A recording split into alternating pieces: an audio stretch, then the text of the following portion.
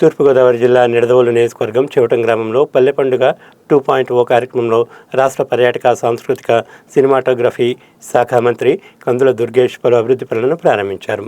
గత 2 ఏళ్లలో చివటం గ్రామ అభివృద్ధికి 6,82 లక్షలు ఖర్చు చేశామని, పల్లె పండుగ 2.0 ద్వారా 1.20 కోట్లతో నిర్మించిన సీసీ రోడ్లను ప్రజలకు అంకితం చేశారు. ఈ సందర్భంగా గత ప్రభుత్వంపై విమర్శలు గుప్పించిన మంత్రి రైతులు, చేనేత కార్మికుల సంక్షేమానికి కూటమి ప్రభుత్వం కట్టుబడి ఉందని స్పష్టం చేశారు.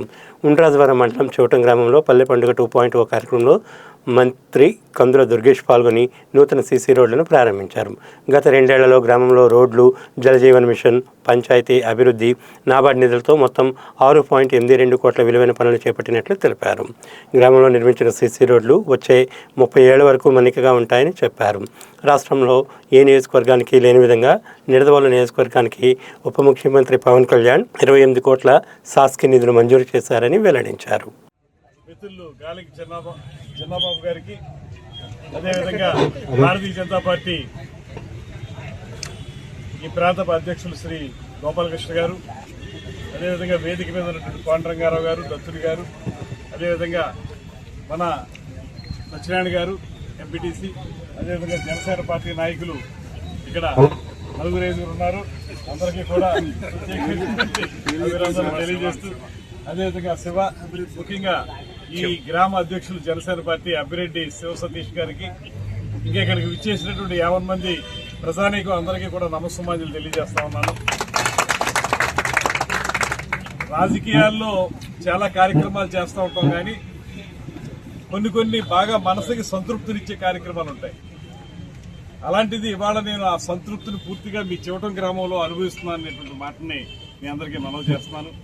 కారణం ఏంటంటే, ఒక అభివృద్ధి కార్యక్రమం చేపట్టినప్పుడు దాని అభివృద్ధి తాలూకు ఫలితాలను అనుభవించేటువంటి ప్రజానీకం వారి మనసు నిండా సంతృప్తితోటి ఈ కార్యక్రమం బాగా చేశారు, ఇది మాకు చాలా కాలంగా పెండింగ్లో ఉన్న సమస్య, దీన్ని పరిష్కరించారు మీరు అనేటువంటి మాట చెప్పినప్పుడు రాజకీయ నాయకులకి అంతకంటే కావలసినటువంటి సంతృప్తి కూడా ఉండదని నేను భావిస్తూ ఉంటాను.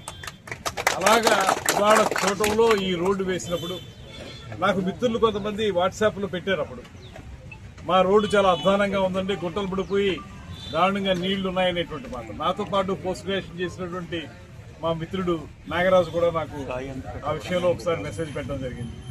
ఇవన్నీ చూసిన తర్వాత ఇక్కడ ఉన్నటువంటి పెద్దలతో మాట్లాడినప్పుడు తప్పనిసరిగా మనం అంతో ఇంతో ఈ గ్రామానికి చేయాలి, ఇది చాలా అవసరమైన రోడ్డుగా కనపడుతుందని చెప్పి మనం అనుకుని దాని ప్రకారం ఇక్కడికి వచ్చి చూసినప్పుడు చూస్తే పెద్ద కార్యక్రమంగా కనపడుతుంది.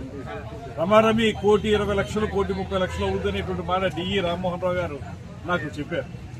చెప్పినప్పుడు ఎలా చేద్దాం ఇది అనుకున్నప్పుడు నేను ఒక రకంగా చెప్పాల్సి వస్తే ఆ అధికారులు కూడా సహకరించారు కాబట్టి చేయగలిగాం. మనం ఒక పక్కన ముఖ్యమంత్రి గారు, అదేవిధంగా పంచాయతీరాజ్ శాఖ మంత్రులైనటువంటి శ్రీ పవన్ కళ్యాణ్ గారు, వీరిద్దరి యొక్క సహకారంతో పాటు ఆ రోజు ఉన్నటువంటి కలెక్టర్ గారు కూడా చేద్దామనేది తప్పనిసరిగా ముందుకెళ్ళండి, మేము ఏదో రకంగా దీన్ని చేద్దాం అనేటువంటి మాటను ఆ రోజు ఉన్నటువంటి కలెక్టర్ గారు ప్రశాంత్ గారు కూడా చెప్పిన మీదట దీన్ని సాకారం చేయడానికి ముందుకెళ్ళాం.